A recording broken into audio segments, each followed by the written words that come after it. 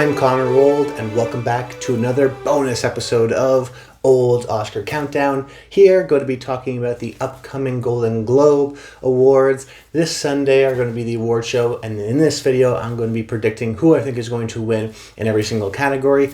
But if you're new to the channel, welcome. What we've been doing now for the past 9.5 years on our 10th season on YouTube here is predicting the Oscars, counting down to the Oscars, talking about individual categories. But now that we're so close to it and we've covered a lot of the individual categories, we're talking about the award shows, the Golden Globes, Critics' Choice, which was just a couple of days ago. I gave my predictions and then my reactions just on Monday. We have videos Monday at 12 p.m. Eastern Time, but this week in particular with SAG coming up, and then, of course, the Golden Globes, and then my reactions to them. There's a lot of stuff going on, so feel free to subscribe to the channel so that you don't miss out on this bonus episode or future bonus episodes now that we are in the thick of things. With only a couple weeks away for us to come down with our final nominations for the Oscars before they're announced. And then after that, we're not going to go anywhere. I'm going to be predicting what I think is going to win at the Oscars. But in this video, if you just want to see my predictions for the Golden Globes, feel free to use the description below. I have timestamps to different categories if you want to hear my thoughts on a certain category. This is going to be a long one because I want to give my reasoning and thoughts behind some of my predictions. If you want to, stick around for the entire episode, I'd love to hear that. And as always, I'd love to hear your thoughts in the comments down below. I want to hear your predictions. Tell me I'm wrong about one pick or another. I'd love to have that kind of a dialogue and then create that kind of awesome film-loving community and Oscar-loving community in the comments down below. But without further ado, let's get into things. Starting off with my prediction for Best Film Drama, I went with Hamnet. And one thing I want to mention at the very top of the show is kind of my point of view for my picks. And that is to say that I think this will be a very international forward award show. We've noticed over the past couple of years, in particular this year, that a lot more international movies from this new Golden Globes voting group have been showing up every single year. So sometimes it's helpful to look at past years like 2016, 2017, but in the past couple of years we had a real, changing of the guard of this group. About essentially, 2/3 more members actually were added to the group after the Hollywood Foreign Press Association essentially disbanded and they formed this new Golden Globes voting group. And what we've seen with that is a lot more international types of films. Just look at last year, the two movies, Emilia Perez and The Brutalist won at the Golden Globes over a movie like Moura. Even look at a lot of the nominations this year. I was right with a lot of the nominations because I was over-indexing. I thought Lee Byung-hun would get it for no other choice. I thought Secret Agent would get it for Best Film Drama. Things like that weren't necessarily obvious to a lot of people ultimately got in. And it was the international movies that overperformed. Just in terms of this year's nominations, what was also the case last year with wins, the case the year before that with wins, in my opinion, with movies like The Banshees of Inisherin, overperforming and not getting a bunch of awards at the Golden Globes and then nothing at the Oscars. For as much as the Golden Globes sometimes want to predict the Oscars, oftentimes they are their own voting group, their own body. And what I've noticed is that if we're trying to figure out what the quote-unquote international branch of the Academy is trying to do, oftentimes I think we can look at the Golden Globes. You have a lot of international members either living not in America or originally born not in America, then therefore now living in the States. That will affect ultimately my all predictions.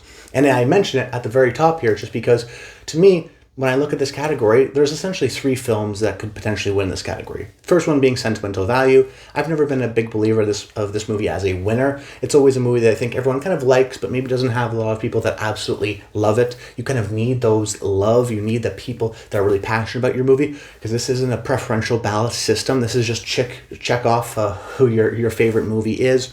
That's how the Golden Globes do it. So Sentimental Value, I don't think has enough passionate supporters to get in, even though it's an international film. Then I look at the other 2 contenders, in my opinion, which are Sinners or Hamnet. And I think a lot of people are going with Sinners. That's the betting favorite as of right now. I'm going with Hamnet for a big sole reason of the fact that it is the more traditional international film. You look at the co-production company, Neil Street, which is Sam Mendes' production company. They helped finance the film. That's, of course, a British production company. Where the movie was shot was not in the U.S. You have 2 Irish leads. You have a lot of the below-the-line and key collaborators on the technical side of things, the cinematographer, the co-editor, the production designer, all being non-American. And then you compare that to a movie like Sinners, which is very American, shot in the U.S. with a very American story, American actors, American director. So when we're trying to compare, all right, there's these two movies that have a lot of fans. Sinners has a little bit more of the critic support. I think Hamnet has a little bit more of the industry support. We've seen that with the festival audiences really resonating with Hamnet, whereas some of the critics groups have been really resonating with Sinners. What's the kind of emphasis there? What is this group going to like? For me, and this is just a point of view, a perspective, but a perspective that I've gone and applied across all of the different categories, is that I believe this group is going to be more international focused, that they're going to have more of a preference towards internationally financed movies, or movies that have been appreciated by a more international audience. Those are the types of movies that I'm going to pick, in particular when cases like this, where it's like Sinners has a lot of love and critics groups, Hamnet has a lot of love and a lot of kind of festival acclaim. Which one do you pick? I went with the one that's a little bit more international focus. In this case was Hamnet. Then for my best film, comedy, or musical, I went with One Battle After Another. And you may say, Connor, you just said no to Sinners because it's such an American movie. Why are you going with One Battle After Another? And that's true in the part that One Battle After Another, like Sinners, is an American movie, shot in the US from an American director, using a lot of American stars. The difference is in the box office. Sinners, only 24% of its total box office came internationally. Most of its box office run came within the United States and Canada, domestically. Whereas on the other side, One Battle After Another, it was almost reversed, not to that great an extent, but 65% of the box office for One Battle After Another, over 130 million, came from international markets, not just domestically. So when I think about this category, and I think about all the preferences, when I say has maybe more of an international lean, either that's the kind of example of Hamnet, or an international movie like It Was Just an Accident, where the content of this movie itself, it's set in another location and outside the US, it's not in another language, the key collaborators are non-American. That's kind of one bucket that makes sense in terms of, okay, I think an international voting group like the Golden Globes would prefer a movie whose content or key collaborators are different. And then you have the other side, which is the actual audience reception, in this case, box office. We know these both have had their completed theatrical runs, Sinners and One Battle, and we know the splits there. They've made similar amounts of money, Sinners more than One Battle, but the difference being One Battle made significantly more internationally than Sinners did. So when you're looking at this group, the assumption then becomes, okay, well, if the international audiences really resonated with this movie, why wouldn't an international voting group like the Golden Globes voters here, why wouldn't they also really like the film as well? That is also to say, this category is weaker than the Best Film Drama category. The other only contender would be something like Marty Supreme, which got in for Screenplay, but none of the other nominees got in for, say, something like Best Director. One Battle After Another is the front-runner to win for Best Picture. It's the most critically acclaimed movie of really the past few years, probably the past decade, and has won more critics' prizes than any other film. So that plus the international bend of things, I think One Battle After Another will do well at this award show and win for Best Film, Comedy, or Musical.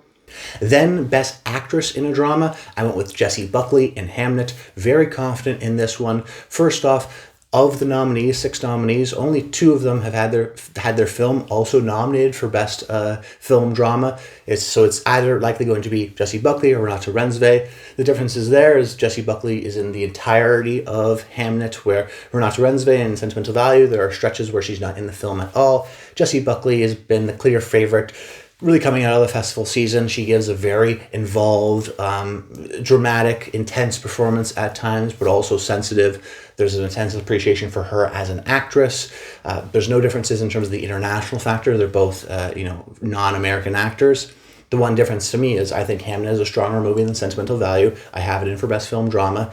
Most of the time, movies that win a film award also win for acting. And Jessie Buckley is the clear favorite, a well-liked actress, and in one of the best acclaimed movies of the year. She's the star of it and in a lot of it. So in the same way, Mikey Madison will win at the Oscars because she's in so much of the movie, and then the movie wins Best Picture. I think a similar connection will happen here. I think they're really going to like Hamnet as a movie, and Jessie Buckley is, all over Hamnet. She is the lead character of the film. So naturally, I think if there's an appreciation for the film, there should be a natural appreciation for her as a performer and as an actor. Very confident this is going to happen. Mark it down, Jessie Buckley. Don't overthink it. Then for Best Actor Drama, I went with Wagner Moura for The Secret Agent, and this came down similar to the Best Film Drama category. It was either an international film, in this case Wagner Moura for The Secret Agent, or Michael B. Jordan in Sinners. And Michael B. Jordan actually has the most critics' prizes as of the time of filming, really even more so than Timothée Chalamet. So you may think, okay, well, it has the critics' prizes. Yes, right? That should make sense here. But like I mentioned at the top, the way I'm kind of predicting things and the way I'm projecting this group to vote is actually not really in line with the critics. It's actually a little bit more in line with kind of international tastes and what the Academy may like. And the same reason why they went with a movie like Emilia Perez last year. Even though that was kind of mixedly received by the critics, it was loved by the Golden Globes. So there are some differences. I think it's a fool's errand to just go like, oh, Michael B. Jordan's getting a lot of critics' prizes. He's getting a lot of momentum. But based on what? Based on what criteria? Based on what group? This group has told us what they like and what they don't like. And The Secret Agent getting in for Best Film Drama and getting in for Best Non-English Language Film, we know that's very strong. We know that the largest contingent of voters, because you can see the full voters' names and everything and what country they originate from on the Golden Globes website. We know that the largest contingent of the voters are Brazilian. This movie being a Brazilian movie, we saw it just last year with Fernando Torres and I'm Still Here winning Best Actress. So we know that there's a lot of Brazilians within the Golden Globes voting body. So there's going to be some, I think, national pride towards this movie. But even just generally, American critics have been very appreciative and supportive of this movie in general. It's not just a European art house movie. It does have some critic support. Not as much as Sinners as what we've seen so far, but still strong. He's still also, Wagner Moura has done some Hollywood movies, so he has some connections there, so he's not unfamiliar to American audiences. I'm a little bit concerned generally of Sinners overall. You see why I don't have it in for Best Film Drama. I don't have Michael B. Jordan here. I think there's a connection. I question to myself, the two supporting actors within the film, Wunmi Mosaku for Supporting Actress or Delroy Lindo for Best Supporting Actor, they've been picking up a lot of critics' prizes and critics' wins, and yet they weren't even nominated. That's what I'm starting to think about at the back of the end of the day. I'm going like, okay, if Sinners was so well beloved by this group, why wasn't Wunmi Mosaku nominated supporting actress? Why was it instead Emily Blunt for The Smashing Machine? That's not a slam dunk, critical, obvious pick. That was kind of a surprise. That's in a way a bit of a snub. Even going back to why was Sinners the second song not nominated for Best Original Song? I think just generally, I think they liked the movie. I don't think they love the movie. I think Wagner Moura and The Secret Agent is a chance for them to really show their support behind maybe an actor who they have some national pride towards, who has been given a great performance this year, who has been getting some critics' prizes as well, and has some Hollywood kind of connection there. This was the first group to not reward Margot Robbie for Barbie. That was a sign that she wasn't going to get nominated at the Oscars. It could happen here as well. And I think right now I'm leaning international once again, and I'm leaning with Wagner Moura and The Secret Agent in international film. Then my pick for Best Actress in a Comedy or a Musical, I went with Rose Byrne in If I Had Legs, I'd Kick You. And this is a category that I think a lot of people are very confident Rose Byrne will win. I'm less confident. I could see an upset happening, but I'm not predicting an upset because I don't see who the clear number 2 is. I don't see who the upset would be. There's a lot of contenders here, but not maybe a lot of clear ones. And the reason why I think there could be an upset is because Rose Byrne is a sole nominee for If I Had Legs, I'd Kick You. That's a rare situation. Many times there could be a sole nominee nominated and then actress wins, but most of the time it's because all the other nominees are sole nominees, or all the other nominees only have one other nomination.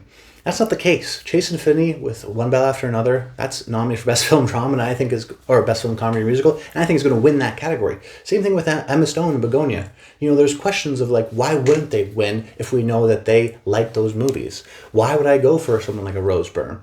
And we look at history, most of the time, it does happen that way, where if your movie's nominated for Best Film Comedy or Musical in this case, and all the other nominees are not, you likely win. Now in 2020 that didn't happen. I remember Rosamund Pike beat out Maria Bakalova on the comedy actress side of things, and even on the drama side of things, it happened that same year where Andre Day beat out Andre Day in the United States versus Billie Holiday, beat out Frances McDormand in No Man Land, and also Viola Davis from Ma Rainey's Black Bottom, kind of two stronger contenders at that year. But this is a newer Golden Globes. It only happened that one year in 2020. Most of the years, you'll see whoever's film is nominated for Best Film, Comedy, or Musical, usually that performance wins. It's not always the case, and also it matters how strong that performance is. Even on the male side of things, if you want to look at Jesse Eisenberg last year for A Real Pain, he lost out to A Different Man, even though A Real Pain was a stronger movie and won for Best Supporting Actor. And a lot of that has to do with the fact of, is there a strong contender? Sometimes it's easy to just say, okay, we'll check off, someone like let's take a look at in the 2020, 3 year, when you had Killers of the Flower Moon for Lily Gladstone. She won in drama, and Emma Stone won for Poor Things. Those were the top two contenders. They were in two different categories. They both won. It didn't really tell us anything about the Oscar race. But in this case, when you have one clear frontrunner, Jessie, Buckley, and Hamnet, and a bunch of other contenders, we don't know what the number 2 is. So there's an opportunity for someone like a Rose Byrne to win. All that is to say, when you have uncertainty in this category, like we do here, there is an opportunity for a single nominee like Rose Byrne to get nominated. So because she is a kind of a sole nominee, and because this year is kind of up in the air in terms of the number 2, 3 slot, I think Jessie Buckley's winning the Oscar, no doubt. The question then becomes, okay, who's number 2? If there's not a clear number 2, then you have more of these outlier stats that could occur. You also have the fact that Rose Byrne is Australian, so you have the international factor there.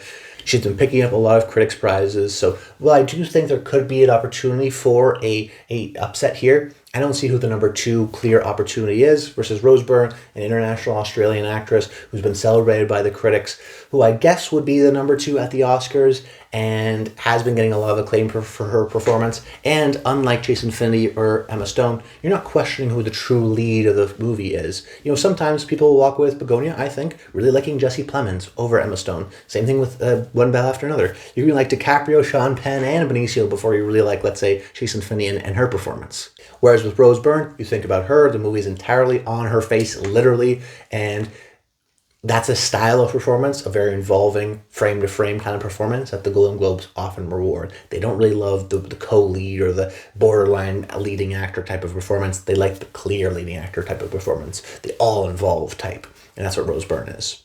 Speaking of another all-involving actor performance, my next pick, the best actor in a comedy or musical, goes to Timothée Chalamet in Marty Supreme. Another category that was super tough for me to predict. I could see a surprise with an Ethan Hawke in The Blue Moon. I think that clear number 2 is probably Leonardo DiCaprio in One Ballot After Another. But I had some real questions about One Ballot After Another's general acting support, the fact that he's essentially not the true lead of the movie. I just mentioned with Rose Byrne, they like those true leads. You know, we'll see actors like Bradley Cooper lose out to Cillian Murphy because Cillian Murphy's the true lead of his movie, and Bradley Cooper in Maestro is kind of like a two-hander. Or you could even say something like Mikey Madison losing out, where she's more part of an ensemble versus Demi Moore in the substance. It's her and Margaret Qualley, but it's in many ways because of how this movie's structured. You think Margaret Qualley is her. So you have this type of performance style that the Globes really like, and it's not that for DiCaprio, who is essentially kind of a supporting actor within his own film. And we've seen DiCaprio actually do poorly with the Golden Globes. Now, this is a new voting group, yes, but some of the Golden Globe members back then are still voting members now. And he got, snubbed and was surprisingly lost when he lost out to Taron Egerton back in 2019 for Rocketman. He was the clear frontrunner to win, and he lost. Same thing you could say a couple years later with Don't Look Up when he lost. So DiCaprio has been not performing very well at the Golden Globes in the past. I don't think he necessarily does the campaigning required for this group because he already has an Oscar, he already has a Golden Globe. He doesn't necessarily, I think, need some of those awards to validate his status as an already great actor. So he doesn't do the campaigning for it. I don't think he's going to do extra campaigning in this case for this award from this group in particular. And versus Timothée Chalamet, who was doing an all-out blitz. I think what's notable is that the voting for the Golden Globes started on December 19th, the same day that he dropped his rap video. A couple days later, he was on the Sphere. A couple days after that, the movie Marty Supreme comes out, does very well at the box office, surpasses expectations, showcases that he's a true movie star, and he can open up a movie just on his name alone, one of the few people that's able to do that in Hollywood.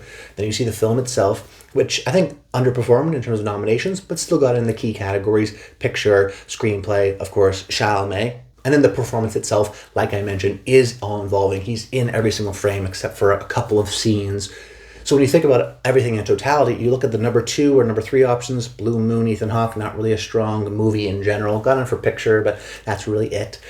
You have a stronger movie in One Ballot After Another, but Leonardo DiCaprio is not the kind of a full true lead. And then you look at Chalamet and what he does have. He does have the performance where he's the true lead. He is in a movie that is well liked, screenplay, picture, and the timing of it was perfect in terms of the campaign coinciding with the Golden Globes voting. He was everywhere as they were voting, showing that he was a movie star, showing that he can open up a movie, doing these creative marketing stunts, and then everyone acclaiming and talking about how great his performance is. And historically, also, the Golden Globes go a little bit younger. They didn't last year, going with Adrian Brody over Chalamet in A Complete Unknown. But when you look at years past, Taron Egerton over Leonardo DiCaprio, or Austin Butler a couple of years ago over Brendan Fraser, they're a little bit more okay with going with the younger actor, even more so than the Oscars are. So I don't think that's going to be an issue of age or anything like that. And you have an actor like DiCaprio who's actually underperformed when it comes to this group in past years. Not this exact group, but many members of this group. I think Chalamet, even though he's in a slightly weaker film, has a more traditional type of a performance that wins in this category. And I think One Battle After Another will be rewarded in other categories coming up. So I think Chalamet and Marty Supreme can kind of get this win here. Then my pick for Best Supporting Actor, I went with Stellan Skarsgård in Sentimental Value. And this was really another tough pick to go with. But kind of like I mentioned with Chalamet or Rose Byrne, they like these all-involving type of performances. And in particular for the Best Supporting Actor category, just look at last year with the Actress and Actor category, or years past with Da'Vine Joy Randolph, or Zoe Saldana and Emilia Perez, or Kieran Culkin in A Real Pain. They essentially like performances that are co-leads, because a very simple reason. You think of a movie like Emilia Perez, which they really like. Zoe Saldana is all over Emilia Perez. So naturally, you think of Emilia Perez, you think of Zoe Saldana, you give it the win. Oftentimes, you see in the supporting categories these co-leads. So let's take a look at this category. Who's the co-lead? Benicio del Toro's not. He's only in 8% of the film. Sean Penn, he's only, I think, in 11 or 12% of the film.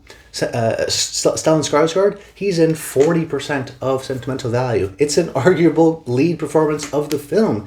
And he's still campaigning and got connected to the Best Supporting Actor category, which is a benefit for him. We know they like this movie. Lots of acting nominations, screenplay, director, so generally appreciation for this film. And then you think about the international factor that I've been trying to focus on with all of my predictions. Well, Sean Penn's not international, so we can kind of knock him out. Benicio del Toro is, but he's in an American film. Legendary actor, though, who's worked in Hollywood, Benicio is. Well, Stellan Skarsgård, also legendary actor, also who's worked in Hollywood, except he's in more of his movie, in a movie that we know is well-liked, and in significantly more, and is the elder statesman. So he's never won before. Maybe an opportunity for him to, eventually get that Oscar and be celebrated. So I looked at this category and went, I think when people walk out of Sentimental Value, they think of Stellan Skarsgård because he's in so much of the movie. Whereas I think there's still going to be some people coming after One Battle After Another. Oh, I love DiCaprio. Oh, I love Teyana Taylor. Before they get to Benicio or Sean Penn. Also some concerns. Maybe there's some vote splitting between preferences between the two categories. I think Benicio has potential support because he has the critics side of things. When we look at the international voting group that the Golden Globes are, I think they're going to appreciate an international legend like Stellan Skarsgård, who's in more of an international movie, in a movie that they like the acting. It got 4 acting nominations. They really like this movie for its acting. Let's give it an award. Let's give it a prize. Let's give it a Stellan here for supporting actor. And then for Best Supporting Actress, I went with Teyana Taylor for One Battle After Another. Because this is a category that I don't feel good about one way or another. So ultimately, I went with the prediction that made the most sense across all of my other predictions. I try to go for 100%. If One Battle wins for director and picture, it would be weird for me to not include it in any of the acting categories. Like, I think you should question yourself too if your categories and if your predictions line up like that as well. It would be weird for Paul Thomas Anderson to win for director and maybe for screenplay and for picture and to not get any acting wins. It would be even weirder when you realize the fact that this movie got 4 acting nominations. So they love the acting, but not in any of the other categories. And as a matter of fact, I went through the past 10 Best Picture contenders here in the 2020s, and only 2 of them, Nomadland and The Fabelmans, won for Best Film and didn't have an acting win correlating it as well. So most of the time, whether it be The Brutalist and Emilia Perez last year, if you win for Best Film, you also win in one of these acting categories. It's only happened twice. Nomadland, which only had 1 key performance that it could have won in Frances McDormand. And then The Fabelmans year, where there wasn't maybe a clear standout of who was going to win, kind of like a One Battle After Another. So maybe that's the same case here, where he follows a Steven Spielberg-esque path at the Golden Globes. That could happen as well. But then I looked at the other contenders, and I went, there's not like a Stellan Skarsgård type that could overcome here. There's not a lot of co-leads aside from Ariana Grande, which they didn't like Wicked for Good generally. They didn't nominate for Best Comedy or Musical. I'd be surprised if she won and beat out some of these contenders. Then you look at the top 3, Inga Ipsala-Lilius, who's about 22% of the film.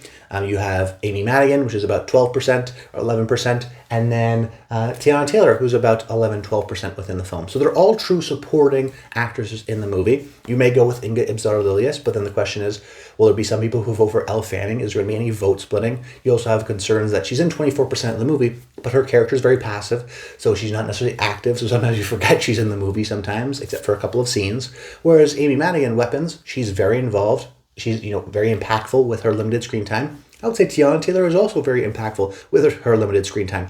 The difference, I think One Battle After Another is definitely a more well-liked movie. Also has, that international appeal as well. And I want to kind of give it an award because it makes sense without my other predictions. Those are ultimately the factors I went with for Best Supporting Actress. Don't feel super confident in it, but felt like there's all these small differences. Let's go with the movie that we know is stronger. And it would be kind of weird in my predictions, which I'm going for 100%. It would be weird for it to win Best Picture, Best Director, maybe Screenplay too, and then not win for an acting category. For a movie that's like seen as Oppenheimer level or Everything Everywhere All at Once potential sweep at the Oscars, a big major contender, the most critically acclaimed movie in the last 5 years, for it to only get a couple of Golden Globes and not be a serious contender. If this is a serious contender, it's going to run the table on a lot of these categories. So why not Supporting Actress? Best Director, we can be quick here. I went with Paul Thomas Anderson for One Battle After Another. It's definitely the It's Time award for him. I think there's appreciation for both levels of his directing, the technical side of things. Even though we don't have a lot of technical awards here at the Golden Globes, there's an appreciation for his acting as well as his action filmmaking and his sound design. You have nominations across the board from screenplay to 4 acting nominations. Legendary director who's never won a Golden Globe before. I'd be surprised, even if the movie surprisingly doesn't get in for Best Film, I would be surprised if he doesn't get in for Best Director. It seems like definitely the It's Time award for him. And narratives also do well for smaller groups like the Golden Globes, like the 300 or so, less so than the thousands of the Academy. But in terms of narratives, they're a little bit more likely to happen in smaller groups like the Golden Globes. Then my pick for Best Screenplay, I went with It Was Just an Accident. And this is a bit of a surprise for some people. I've seen a lot of people go with One Battle After Another, but I wanted to choose a surprise. Now, this is a calculated risk, a calculated surprise, and I generally do think it's going to win.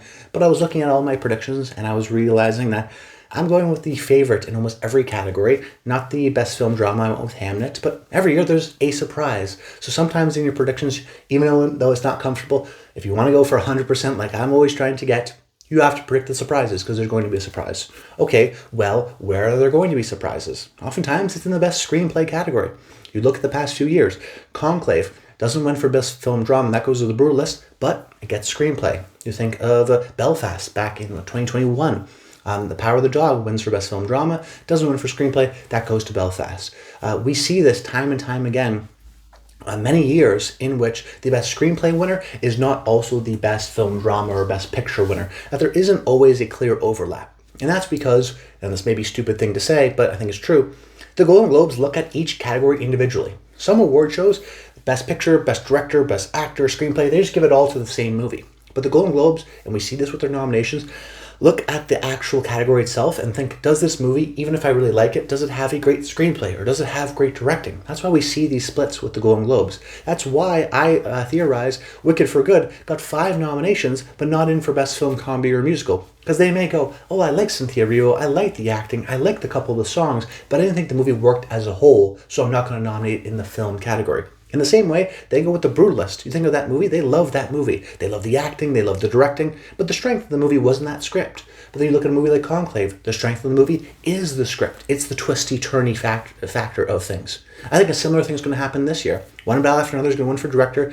I think for acting, I think for picture. I think there's more of a movie that's appreciated for its directing side of things and the visionary style of Paul Thomas Anderson. And as a movie as a whole, it's going to be well appreciated. But It Was Just an Accident has a more obvious screenplay. When you think about screenplay, you don't necessarily think about structure, which is One Battle After Another is great at. You think about dialogue, words, what it makes you think. And that's what It Was Just an Accident is all about. It's all about this central moral dilemma of what you would do. And its action sequences aren't actual action sequences. They are people talking and having this debate and this dialogue. It's a very written movie. It's a very wordy movie. It's a movie with an obvious screenplay. So I kind of think of this year like the Oppenheimer year, where it wins an acting award, it wins picture and director, and it's kind of seen on that side of things. But Oppenheimer, its strength was its directing. It wasn't its script. and still went on to win the Oscar and everything like that. But similar here with the Golden Globes, they go, It Was Just an Accident can win Screenplay because one battle after another is winning a couple of other major prizes. It's right, not necessarily is it Screenplay. And I think it's either going to be It Was Just an Accident or Sinners. Sinners has the originality factor. I went with the international movie with a little bit more of an obvious script with It Was Just an Accident. And I think the key also part was Jafar Panahi got in for Best Director, so it doesn't have any acting support, but it has general support, drama, director, also screenplay, so it has a possibility to win in this category. Then Best Animated Feature, I went with K-Pop Demon Hunters, the critical commercial favorite of the year. This Globes group often goes with a more independent movie, but what they don't love is Disney necessarily, and they don't love sequels. So I don't think it's going to be a Zootopia 2, in the same way they didn't go with the Spider-Verse sequel, even though they were the first Spider-Verse movie. Now, they oftentimes go with The Boy and the Heron or Flow, these more independent types of movies. I don't see who the clear number 2 is in this year, that it wouldn't be K-Pop Demon Hunters. And K-Pop has the fact that it's a Sony film, which they've liked in the past, with the first Spider-Verse movie winning. And I think the fact that it got nominated in the Best Box Office category, even though it had no box office results, they really bent over backwards to nominate that movie, which gives me an indication that they just generally really liked the movie, that they wanted to include it in as many categories as they could. So they put it in there. So I think there's a general appreciation for the movie in general, and so I think it will be enough to get nominated, and then not get nominated, but eventually win in this category. Then for Best Score, I went with Sinners. Didn't want to overthink this category. I thought maybe a cool, exciting pick would be something like Surratt, but you look at betting lines and you look at some other sites, and they really heavily favor Sinners. And I didn't feel super confident in Surratt. That could be maybe the fun, interesting pick, because on the surface you go, oh yeah, they just won the Challengers. That was the fun, interesting pick last year, right? That was the electronic score too, right? They're going to go with Surratt again because they like electronic scores. On a very surface level, high level, brain, that kind of makes sense. But then you look at the details and you remember, oh yeah, Challengers was nominated for Best Film, Comedy, or Musical. Zendaya was nominated. It was nominated for Best Song. The composers, Trent Reznor and Atticus Ross, were 2-time winners before Challengers, so they love Reznor and Ross. Those all things kind of made sense. Surratt has none of those things. Only a non-English language film nomination, no acting nominations, no song nominations. So I think generally is a less strong movie than Challengers was last year, with somebody who's never been nominated. This is his first nomination. So you look at that and you look at Sinners, which is a music-forward movie, which has a past winner in Ludwig Göransson, and is the betting favorite and is the kind of clear favorite, I think, to win at the Oscars. So I think the Golden Globes will kind of want to predict the Oscars in this case. Didn't want to overthink it, wanted to go with the kind of the safer pick, and went with Sinners. Best Original Song, I went with Golden from K-Pop Demon Hunters. The Globes have in the past gone with more poppy songs. Think of The Greatest Showman win for This Is Me back in 2017. Or you could even say the Natu Natu win for RRR a couple of years ago. They're okay with going with the a poppy type of a song. I think it's notable that, the other contenders being, Sinners, but the fact that Sinners didn't get its second song nominated questions maybe my appreciation for this movie as a song-based movie. Then you have Wicked, which got 2 nominations, which could win, but which of the 2 do you pick? K-Pop Demon Hunters just has 1. That's the one they've been campaigning. We know that they like the movie. I have it in for Best Animated Feature. It also was in for Best Box Office Achievement. I think it's a real, possibility, and unlike the other contenders, has some strong points going towards it. Sinners has negatives. It has the fact that it didn't get that second song nomination. Wicked had the second song nomination, but which one do you pick? There's not a clear contender. We know that Golden is a well-liked song, and it's integral to the plot of the movie. So I'd be a little bit surprised if it doesn't win. And I think it's going to be the winner ultimately. Then Best Non-English Language Film, I went with It Was Just an Accident. I have it in for Screenplay, so if it gets in for Screenplay, the win, it'd be surprising if it lost out here.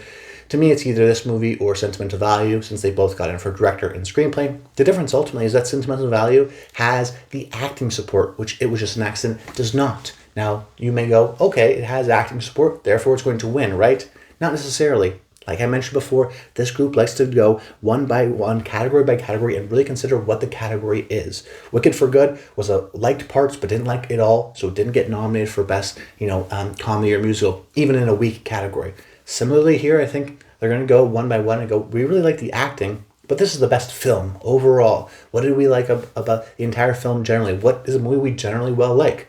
I think they're going to go with It Was Just an Accident. It reminds me in many ways of 2019, where Parasite won this category over a movie like The Farewell. And The Farewell had an acting nomination with Awkwafina. But the difference there being Parasite was nominated for Best Director and for Best Screenplay. and was the movie that was more of the international movie. I think there may be also a bias here with some voters where It Was Just an Accident is completely not in English. Sentimental Value, there are large stretches of the movie that's in English. There may be some bias against that there, so ultimately went with It Was Just an Accident. Even though Sentimental Value has more nominations, I think It Was Just an Accident has just the right amount of key nominations, and I have it winning in for Screenplay, so I'd be surprised if I get Screenplay and then not overall for film. So I wanted to have some consideration, some consistency there. Like I said, it reminds me a lot of the 2023 year of Anatomy of a Fall, where Oppenheimer is one battle after another, the big clear frontrunner, and then you have a couple of surprises from foreign films. In this case, I think Anatomy of a Fall, Palme d'Or winner. It Was Just an Accident, Palme d'Or winner. Some parallels there. Then my final category is the Best Box Office and Cinematic Achievement category, where I went with Sinners. And I did that because last year we learned that with Wicked, there was a bunch of other movies that made more money than Wicked last year, but it was the only one of the nominees that was also nominated for Best Film. In that case, it was Comedy or Musical. Same thing here with Sinners, where you have a bunch of nominees. Only one film, Sinners, is also nominated for Best Film General. That's therefore likely going to be the movie. It not has to do with who made the most amount of money. It has to do with who made a lot of money, and then what's the movie we like of the movies that made a lot of money. Which one do we like the best? In this case, we know what they like the best because Sinners was the only one to get nominated in another more general category of Best Film Drama. So I think it's going to be like the Barbie Award. This is going to be their big prize, their big opportunity to get the Sinners cast on stage and then give one battle after another something else. It Was Just an Accident, Screenplay, Sentimental Value, Stellan Skarsgård. You see how I'm kind of spreading the love. I think that's definitely going to be kind of the case this year. But that's about it. I hope you enjoyed the video. Make sure you comment below. Let me know your thoughts on the Golden Globes predictions and what your predictions are. I'd love to hear that in the comments down below. And subscribe to the channel so you don't miss out some of these upcoming videos that are going to be coming out not only on Mondays at 12 p.m. Eastern Time, but multiple times a week now that we're in the thick of things. Should be a lot of fun. But that's about it. Until next time, stay tuned.